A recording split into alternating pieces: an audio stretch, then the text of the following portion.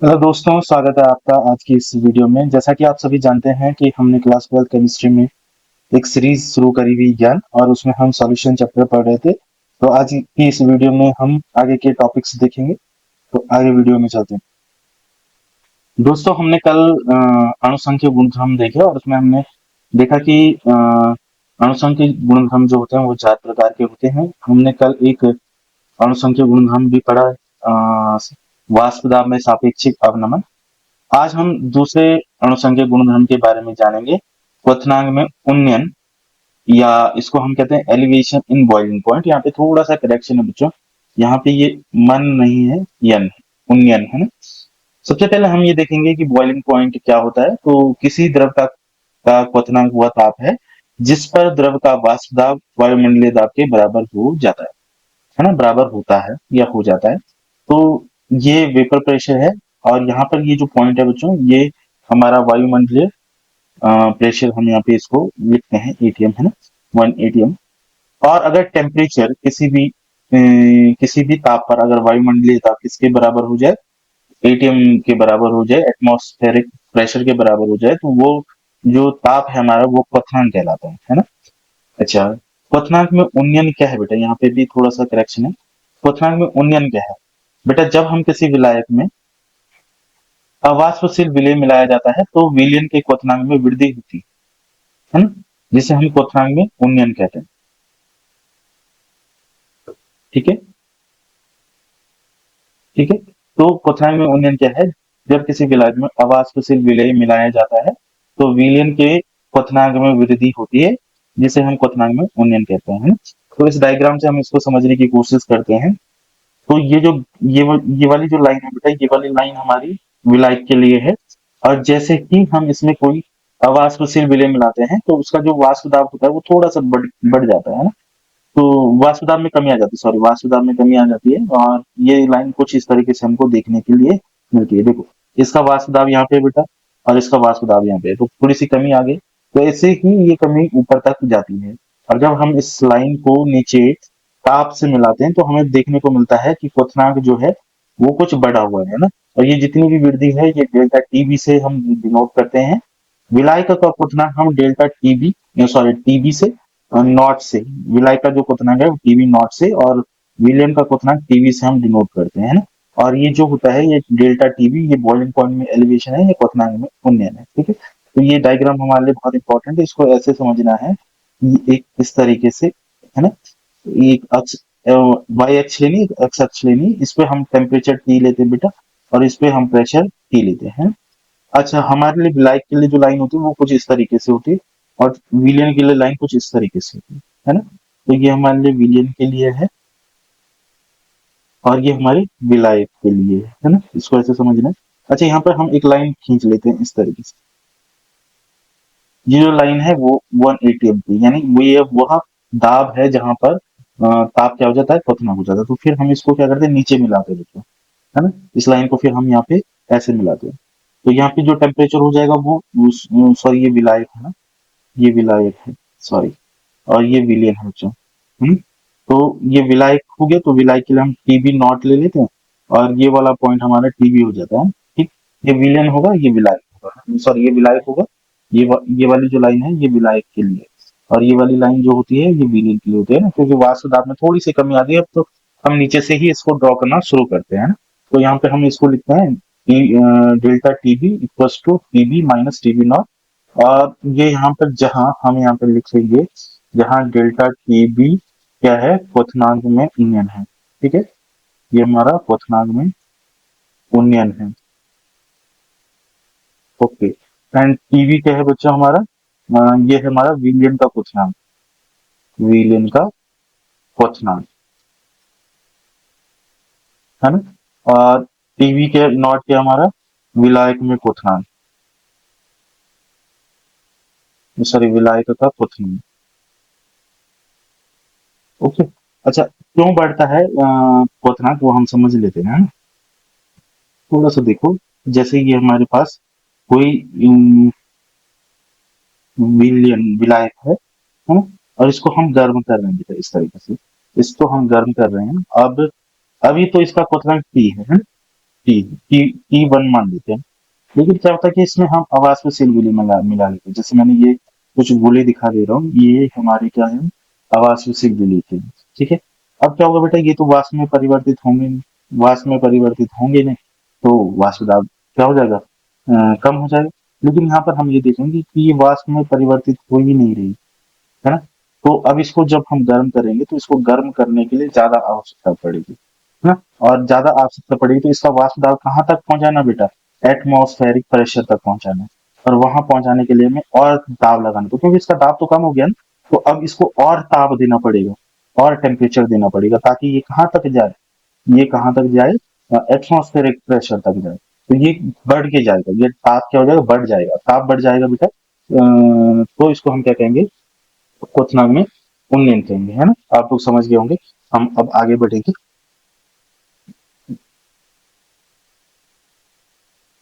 प्रयोगों से हमें ये ज्ञात होता है कि जो क्वथनांक में उन्नयन है वो मोललता के समानुपाती होता है ना। तो हम यहाँ पे ये लिख लेंगे, प्रयोगों से यह ज्ञात होता है कि क्वथनांक में उन्नयन, क्वथनांक में उन्नयन मोललता के समानुपाती होता है, मोललता के समानुपाती होता है। ठीक है। अच्छा, कैसे लिखेंगे, फिर हम लिखेंगे डेल्टा टीवी समानुपाती है। अब यहाँ पे हम क्या कर लेते हैं, एक कांस्टेंट ले लेते हैं, के बी, है। जहां बेटा केवी क्या है हमारे पास, मोलल उन्नयन स्थिरांक,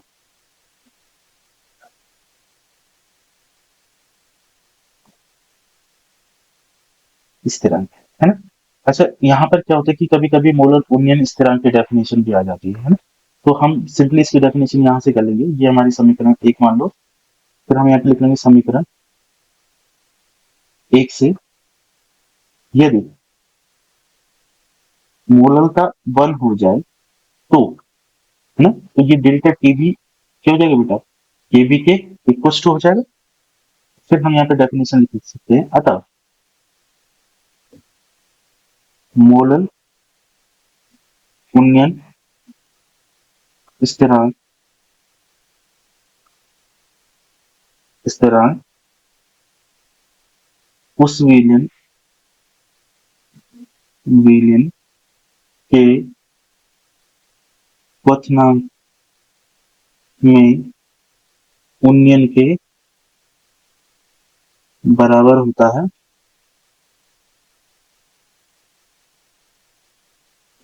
है जिसकी मोललता इकाई, जिसकी मोललता इकाई, है ना। अच्छा, इसका मात्रक भी निकाल लेते हैं। तो के बी इक्वल टू क्या हो जाएगा, delta T B upon M, है ना। और डेल्टा टी बी क्या है बेटा हमारे पास, टेम्परेचर, और टेम्परेचर की इकाई आप लोगों को पता है केल्विन होती है। अच्छा, मोललता की इकाई क्या हो जाएगी, मोल प्रति केजी, ये केजी ऊपर चले जाएगा हमारे पास, तो ये हो जाएगा केल्विन केजी मोल इनवर्स, ये इसका मात्रक हो जाएगा, है ना। यहाँ पर एक चीज और है, इस कांस्टेंट को एक नाम और दिया जाता है ना, अंग्रेजी में इसको कहते हैं इब्यूलियोस्कोपिक कांस्टेंट, है ना। तो मैंने पिछली बार बोर्ड का पेपर देखा था, उसमें इस नाम से भी प्रश्न आया था कि इब्यूलियोस्कोपिक कांस्टेंट क्या है, या हिमांक में अवनमन जो हमारे पास अणुसंख्या गुणधर्म है, तो उसका भी जो कांस्टेंट होता है उसको मोलल अवनमन स्थिरांक कहते हैं।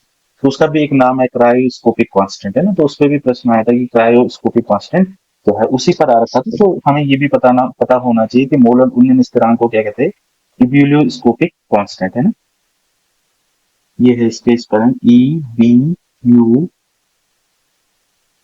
EBULLI स्कोपिक कांस्टेंट, है ना।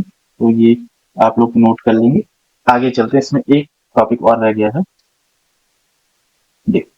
हाँ, अब हम लिखेंगे, इसमें हेडिंग डालेंगे क्वेश्चन में उन्नीस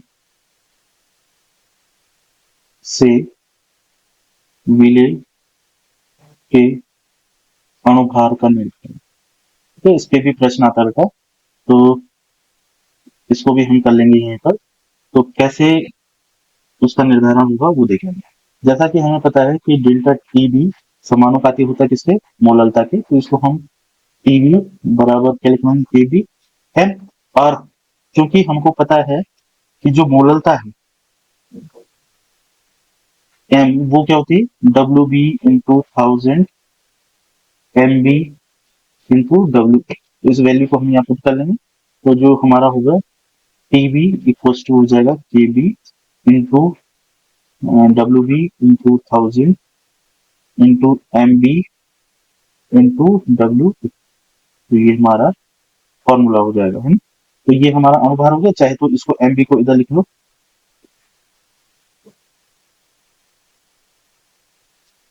और डेल्टा टी बी को इधर लिख लो।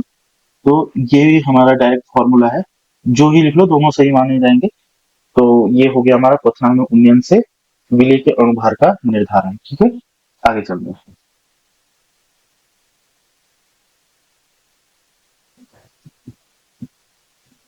अच्छा, ये प्रश्न देखो बच्चों, बोर्ड परीक्षा का प्रश्न है। क्वेश्चन में उन्नयन क्या है, इसकी सहायता से एक अवाष्पशील विलेय का आणविक द्रव्यमान कैसे ज्ञात किया जाता है, समझाइए। तो जो मैंने अभी करा, तो इसमें मैं आप लोगों को बता देता हूँ कि इसके आंसर में हम क्या क्या लिखेंगे।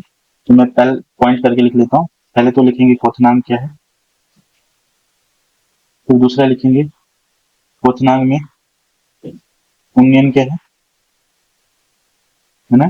फिर इसका डेल्टा टी बी बराबर टीबी माइनस टीबी नॉट वाला फॉर्मूला आ जाएगा।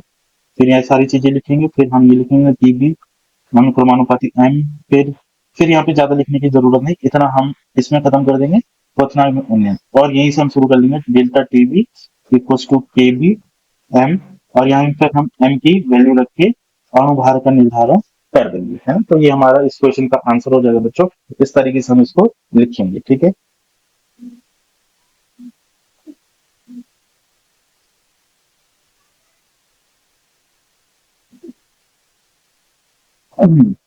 तो बच्चों ये हमारे पास अगला क्वेश्चन बोर्ड परीक्षा का है, जो Uttarakhand board, UP board, Bihar board, इन सभी के लिए बहुत इंपॉर्टेंट प्रश्न हो जाता है।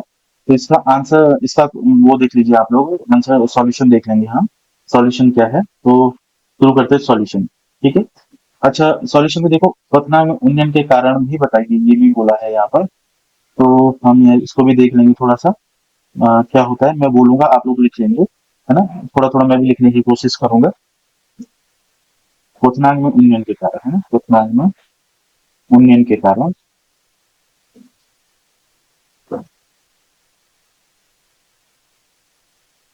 पहला, अवाष्पशील अवाष्पशील विलेय मिलाने पर मिलाने पर विलयन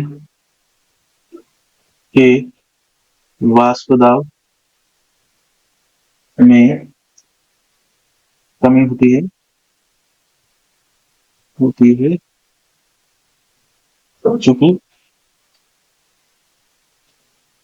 क्वथनांक वह ताप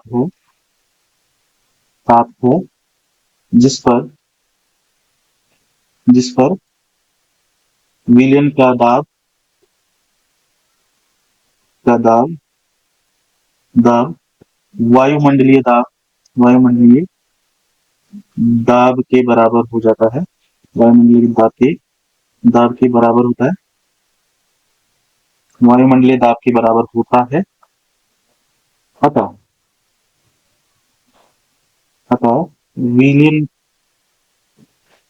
के दाब को वायुमंडलीय दाब वायुमंडलीय दाब के बराबर लाने के लिए ताप को बढ़ाया जाता है। वायु ताप को बढ़ाया जाता है जिससे जिससे क्वथनांक में वृद्धि हो जाती है, क्वथनांक में वृद्धि हो जाती है। ठीक है, तो ये हमारा इसका आंसर हो जाएगा बेटा, है ना। जैसे ही हम आवाज पे से विलयन मिलाएंगे बेटा, तो विलयन का वाष्प दाब में क्या हो जाएगी, कमी हो जाएगी। अब चूंकि क्वथनांक क्या ताप है, क्वथनांक वो ताप है जिस पर विलयन का दाब वायुमंडलीय दाब के बराबर हो। तो उस वायुमंडलीय दाब के बराबर लाने के लिए, विलयन का दाब लाने के लिए, क्योंकि कम हो गया ना, तो उसको हमें बढ़ाना पड़ेगा। तो अब हम अगर उसको बढ़ाएंगे तो उससे क्या होगा, क्वथनांक से अधिक ताप देना पड़ेगा, है ना। तो यहाँ पर एक ये लाइन लिख सकते हैं। ये थोड़ा सा इसको अगर हम चाहे तो करेक्शन कर सकते हैं बच्चों।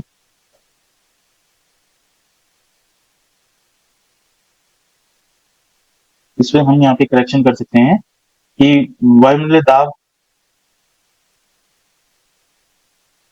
के बराबर लाने के लिए, है बराबर, यहाँ पे बराबर शब्द है, बराबर लाने के लिए क्वथनांक से अधिक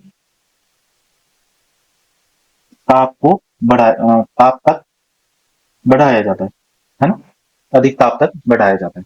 तो इससे हमारा आंसर और इफेक्टिव हो जाएगा। तो आप इसको लिख लेंगे। हम आगे चलते बच्चों, इसमें एक न्यूमेरिकल है यहाँ पर, तो हम दिया है लिख लेंगे, इसका जो सेकंड पार्ट करके हम इसको लिख लेंगे। इसमें जो वैल्यूज दे रखी है उसको लिख लेंगे। जैसे डब्ल्यू बी हमारे पास दे रखा है 10 ग्राम दे रखा है बच्चों, और डब्ल्यू ए दे रखा है 100 ग्राम बेंजीन, है ना, बेंजीन के दे रखे हैं।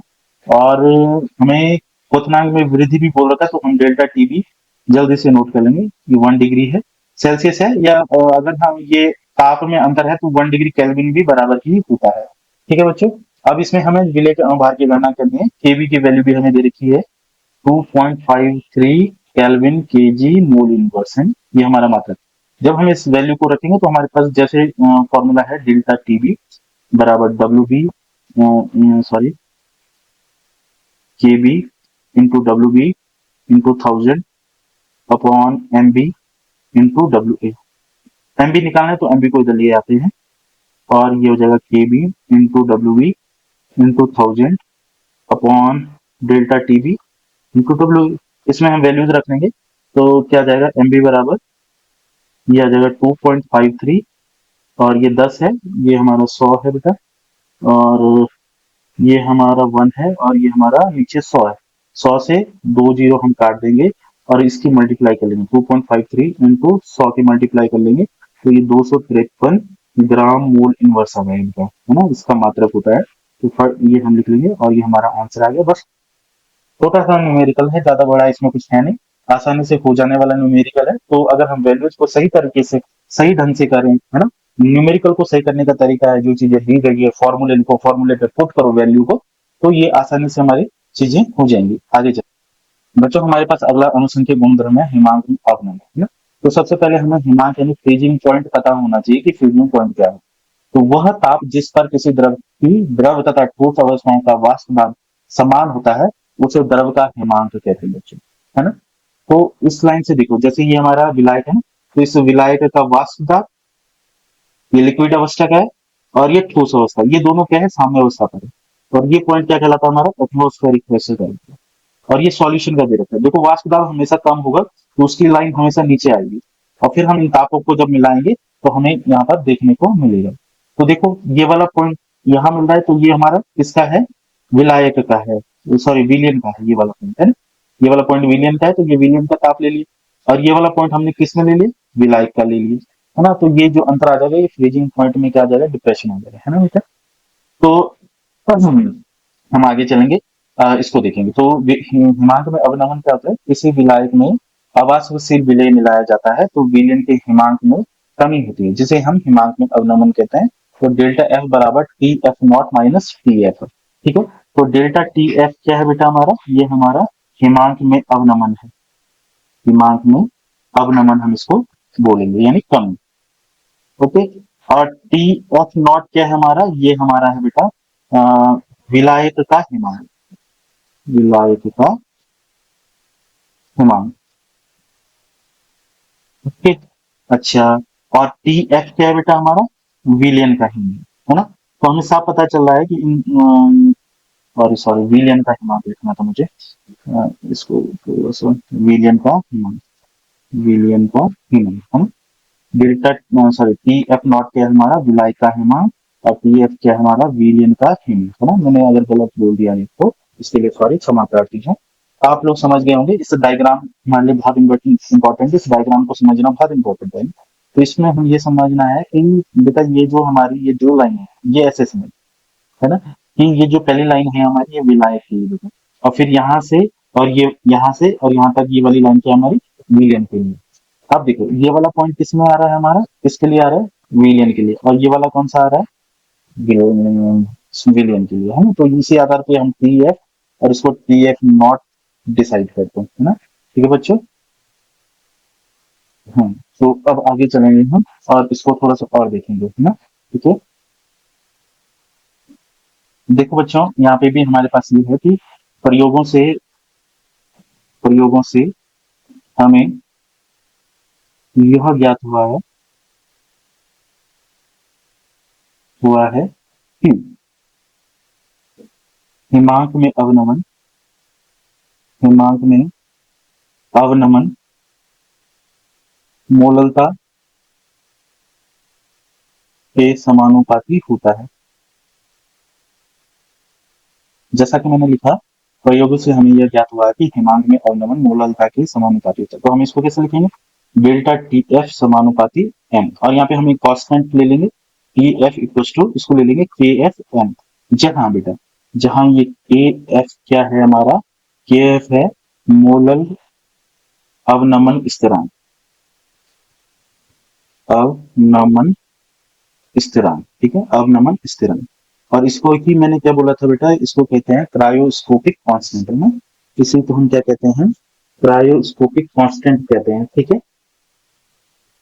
जहां बच्चों क्या है, के बराबर मोलर अवनमन स्थिरांक है, और इसी को हम क्रायोस्कोपिक कांस्टेंट भी कहते हैं, ठीक है। आप लोग लिख लेना, इसको हिंदी में ऐसे लिख लेंगे, क्रायोस्कोपिक स्थिरांक, है ना। तो आप लोग इसका ध्यान देंगे, ये पूछा जाता है, और इसी डेफिनेशन के लिए हम इसको समीकरण एक मान लेंगे। तो हम लिखेंगे समीकरण एक से, है ना, यदि समीकरण एक से यदि हम m बराबर एक ले लें बेटा, तो क्या होगा, डेल्टा टी एफ जो होगा वो के एफ के इक्वल टू हो जाएगा, है ना। तो हम इस डेफिनेशन को क्या लिख सकते हैं, अतः अतः मोलल अवनमन स्थिरांक, मोलल अवनमन स्थिरांक उस विलियन विलियन के हिमांक में अवनमन, हिमांक में अवनमन के बराबर होता है जिसकी मोललता इकाई हो, जिसकी मोललता क्या हो, इकाई। ओके, तो यहाँ से ये हमारी डेफिनेशन आ जाएगी। इसकी डेफिनेशन पूछेगी, मैं आपको प्रश्न दिखाने वाला हूँ आगे। अच्छा, यहाँ पे इसका मात्रक अगर हमें चाहिए, है ना, के एफ का मात्रक, है ना, अगर हमें के एफ का मात्रक देखना है तो कुछ नहीं करना है मतलब, यहाँ से ये जो हमारा फॉर्मूला है इसको देखो, के एफ है ना, यहाँ से देख लेना है हमको, के एफ है ना, के एफ बराबर क्या हो जाएगा, delta T F upon M, और ये हमारा टेम्परेचर है तो इसको के, और बटे में हमारे पास ये क्या हो जाएगा, मोल केजी इनवर्स, और ये केजी इनवर्स ऊपर जाएगा बेटा, तो ये हो जाएगा हमारे पास K G inverse mole inverse, sorry inverse नहीं आएगा, इसमें इनवर्स नहीं आएगा, इनवर्स क्योंकि ऊपर जा रहा है ना, तो केजी में इनवर्स नहीं आएगा, सॉरी सॉरी सॉरी, है ना।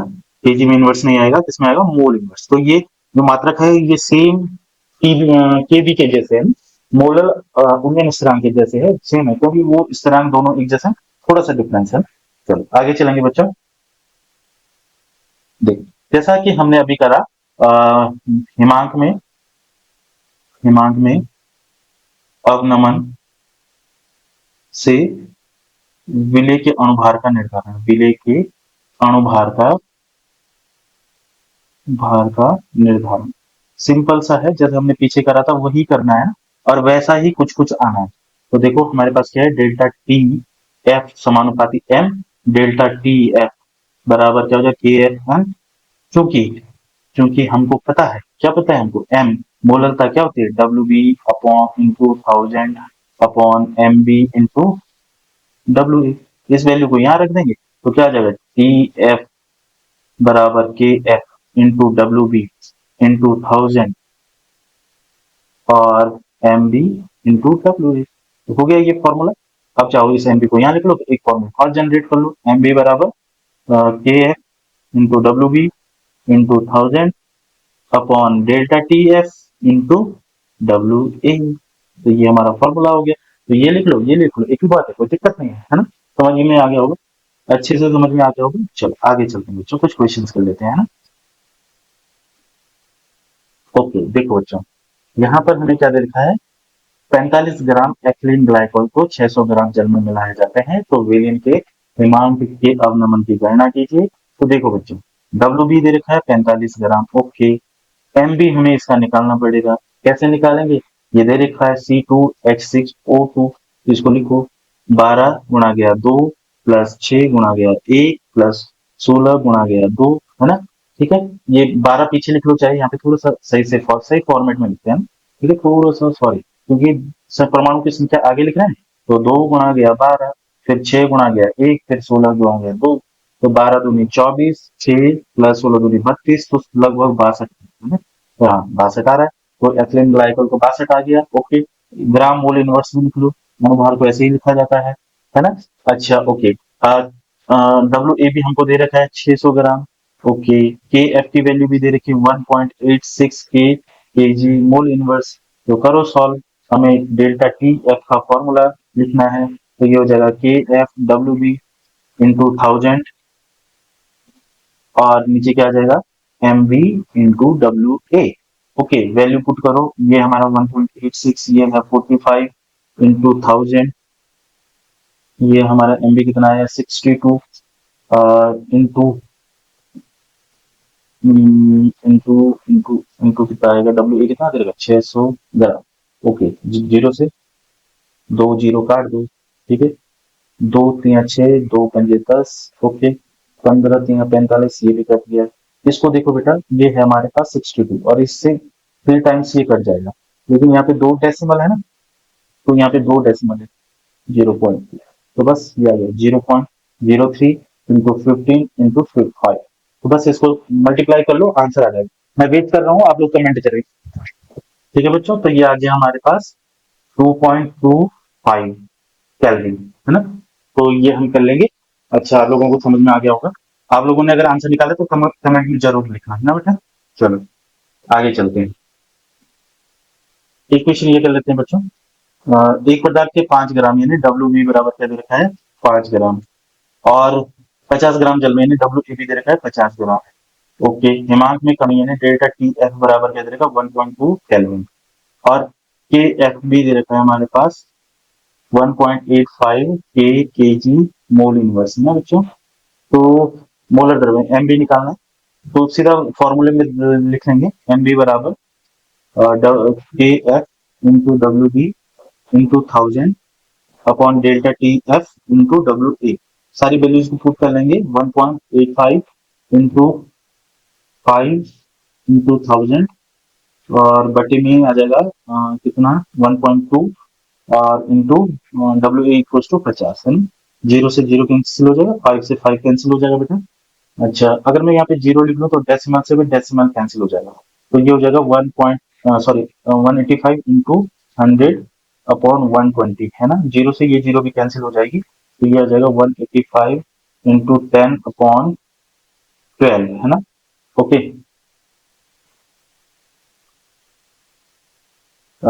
देन वी हैव टू इसको मल्टीप्लाई कर लो और डिवाइड कर लो, तो हमारा आंसर आ जाएगा। जल्दी से आप लोग करेंगे, कमेंट करेंगे। तो मेरे पास इसका आंसर आ रहा है 154.167 ग्राम मोल इनवर्स, है ना। आप लोग भी इसको फाइंड करेंगे बेटा कितना आ रहा है, और कमेंट जरूर लिखेंगे, है ना। चलो आगे बढ़ेंगे।